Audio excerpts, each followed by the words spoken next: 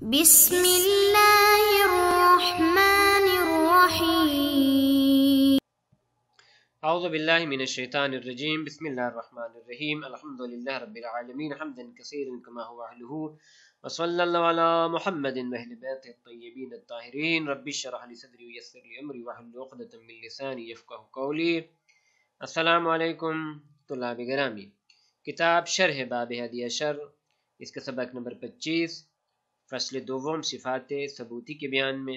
صفات ثبوتی میں سے صفت عالم کے بارے میں گفتگو ہے۔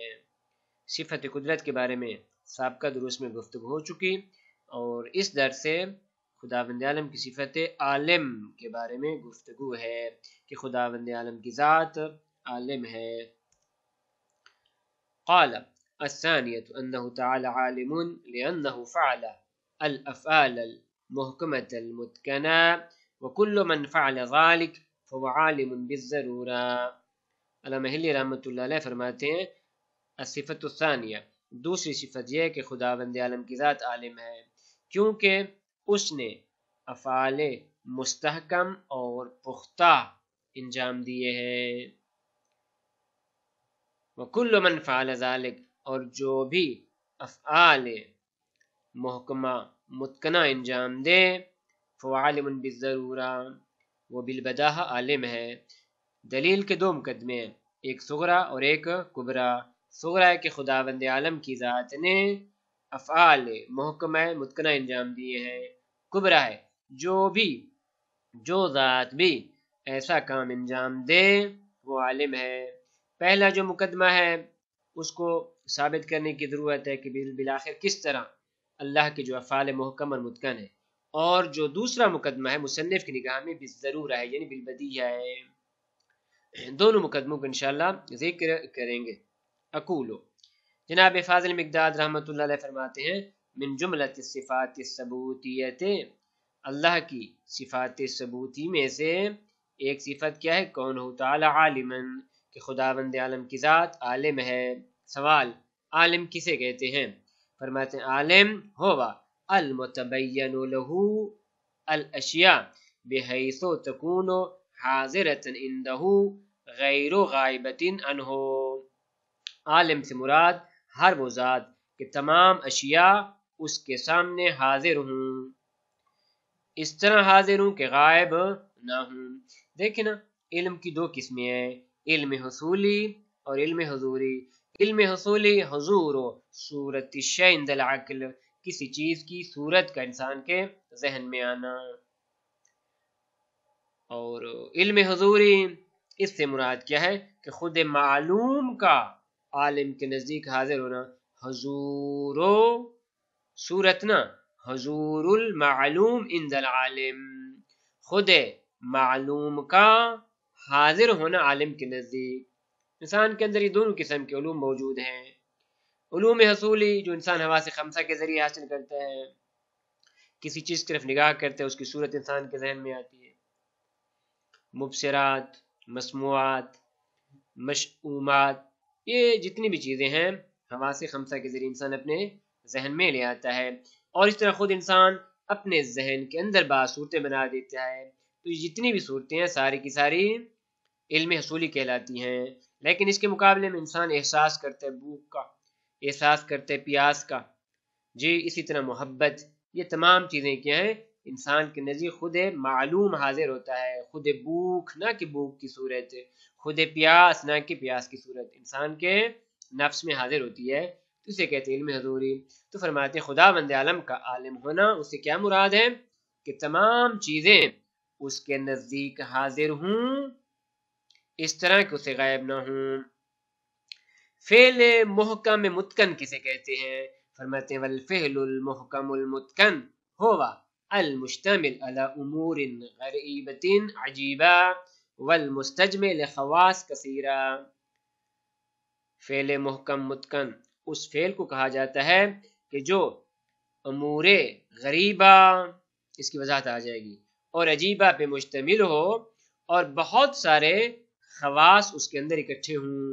مستجمع یعنی جمع کر رکھا اس نے خواص کثیرہ کو، بہت زیادہ خاصیتوں کو۔ یہاں تک یہ چیز مشخص ہو گئی کہ فعل محکم کسے کہتے ہیں اور عالم کسے کہتے ہیں۔ اب سوال یہ ہے کہ خداوند عالم عالم ہے، اس کی دلیل دو طریقوں سے جناب نے بیان فرمائی ہے۔ والدلیل علی کونہ عالما وجہاں، دو وجہ پہ۔ الوجہ الاول، پہلی وجہ کیا ہے؟ انہ مختار، خداوند عالم مختار ہے۔ وکل مختار عالم، اور جو بھی صاحب اختیار ہے وہ عالم ہوتا ہے۔ انہ مختار صغرا ہو گیا، کل مختار عالم یہ کبرا ہو گیا۔ اب ہم نے ان دونوں قضیوں کو ثابت کرنا ہے، صغرا کو ثابت کرنا ہے اور کبرا کو بھی ثابت کرنا ہے۔ فرماتے ہیں اما الصغرا فقد مر بیانها، صغرا کا بیان پہلے ہو چکا، مقدمہ کہ انہ مختار، پچھلی صفت قدرت اور خداوند عالم کا مختار ہونا تھا، وہاں پہ ہم نے ثابت کیا کہ خداوند عالم کی ذات قادر و مختار ہے۔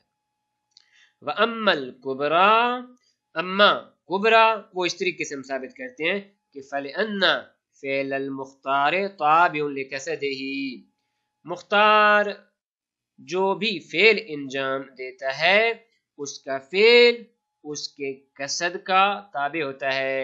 انسان پہلے قصد کرتا ہے اس کے بعد فعل انجام دیتا ہے۔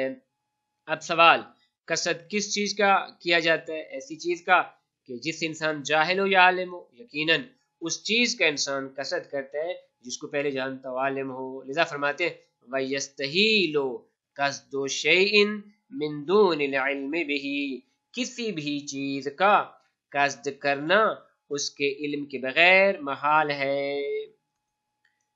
پس یہ مقدمہ ثابت ہو چکا۔ اب دوسرا طریقہ کار کہ خداوند عالم کی ذات عالم ہے، یعنی الوجہ الثانی انہ فعل الافعال المحکمہ المتقنہ، خداوند عالم کی ذات نے افعال محکمہ متقنہ انجام دیے ہیں۔ یہ قضیہ پہلا قضیہ صغرا۔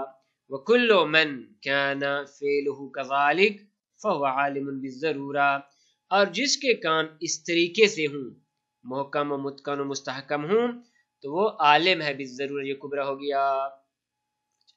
اب ہم نے صغرا کو ثابت کرنا ہے۔ صغرا کیا ہے کہ اللہ کے جو افعال ہیں وہ محکم متقن ہیں، پختہ اور مستحکم ہیں۔ یہاں سے فرماتے اما تفصیل کے ساتھ اس کی تفصیل بیان کر رہے ہیں کہ انہ فعل ذلک فظاہر لمن تدبر مخلوقاتہ، خداوند عالم کے جو افعال ہیں وہ محکم و مستحکم و متقن ہیں اس شخص کے لیے کہ جو خداوند عالم کی مخلوقات میں تدبر کرتا ہے، غور و فکر کرتا ہے، اس کے لیے ظاہر ہے، وضاحت کی ضرورت ہی نہیں ہے۔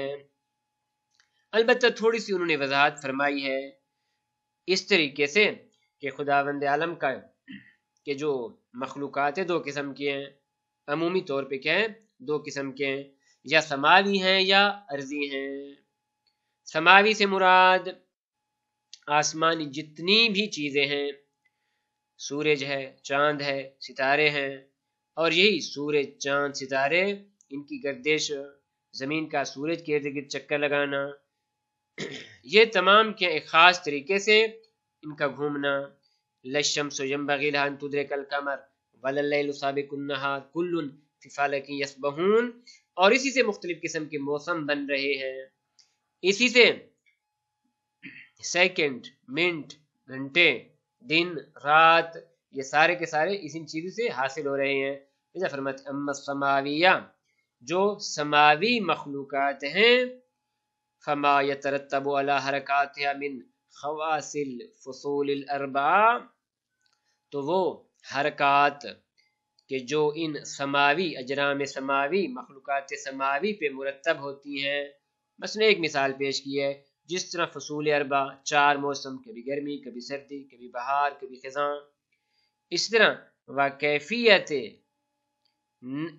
وکیفیت نزد تلک الحرکات و اوضاعها، اور ان حرکات کی جو مخصوص کیفیت ہے کہ سورج کے ارد گرد زمین کا چکر لگانا، چاند کا سورج کے ارد گرد چکر لگانا یا زمین کے ارد گرد چکر لگانا، و اوضاعها، اور ان کے جو وضع ہیں، ان کی جو کیفیت ہے، وہوا مبین فی فنہ، یہ علم فلکیات میں اس کی وضاحت کی گئی ہے۔ وَأَمَّا الْأَرْضِيَّةُ، اما جو مخلوقات ارضی ہیں، تو جو مخلوقات ارضی ہیں وہ مرکب ہیں 3 چیزوں سے: جمادات، نباتات، حیوانات۔ وَأَمَّا الْأَرْضِيَّةُ، اس کی تفسیر اس طریقے سے کہ فَمَا يَظْهَرُ مِنْ حِکْمَةِ الْمُرَکَّبَاتِ الثَّلَاثِ، 3 مرکبات کی حکمت سے جو ظاہر ہو رہا ہے، 3 مرکبات ثلاث سے مراد جمادات، نباتات اور حیوانات، ان کے اندر جو حکمت موجود ہے وہ خود بتا رہی ہے کہ افعال خداوند عالم کی محکم و مستحکم ہے۔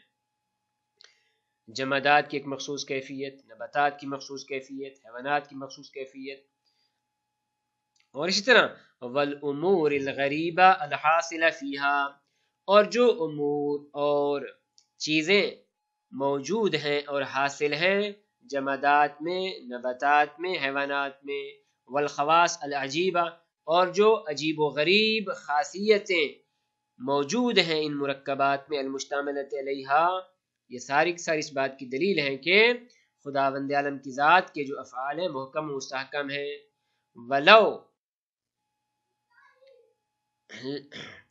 ولو لم یکن الا فی خلق الانسان لکفى الحکمۃ المودعہ فی انشائہ، اگر ہم باقی چیزوں کو چھوڑ دیں اور یہ کہیں کہ ہم نہیں سمجھ سکتے، تو کم از کم صرف انسان کی خلقت کے اندر جو محکم و مستحکم اللہ کے افعال موجود ہیں وہ کافی ہیں اس بات کے لیے کہ جو حکمت خداوند عالم نے ودیعت کی ہے فی انشائہ، انسان کی پیدائش میں، و ترتیب خلقہ، اور اس کی خلقت کی ترتیب میں، و حواسہ، اور انسان کے حواس کے اندر، وما یترتب علیہ من المنافع، اور اسی طرح اس انشاء، ترتیب خلقت اور حواس سے جو انسان کو منافع حاصل ہو رہے ہیں، یہی چیز انسان کو سمجھنے کے لیے کافی ہیں۔ ان کی مزید وضاحت آگے آ رہی ہے۔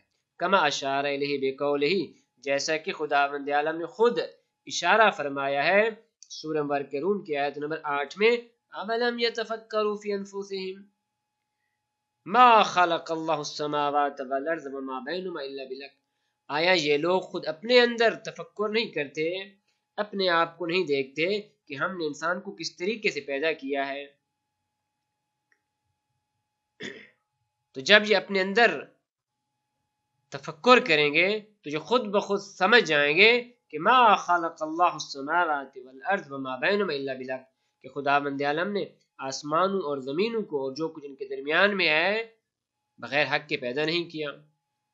مگر کس طرح کہ فإن من العجائب المودیة فی بنیت الانسان، ایک مثال پیش کر رہے ہیں جناب شاعر مقداد رحمۃ اللہ علیہ کہ وہ عجائب، عجیب امور کے جو ودیعت کیے گئے ہیں، رکھے گئے ہیں انسان کی بناوٹ میں، اس طریقے سے کہ ان کل عضو من اعضاء لہ قوا اربع، کہ انسان کے اعضاء میں سے ہر عضو کے اندر 4 قوتیں موجود ہیں۔ قوا قوت کی جمع، وہ 4 قوتیں کون کون سی ہیں؟ جاذبہ و ماسکہ و حازمہ و دافعہ، یہ 4 قوتیں، قوہ جاذبہ، قوہ ماسکہ، قوہ حازمہ اور قوہ دافعہ۔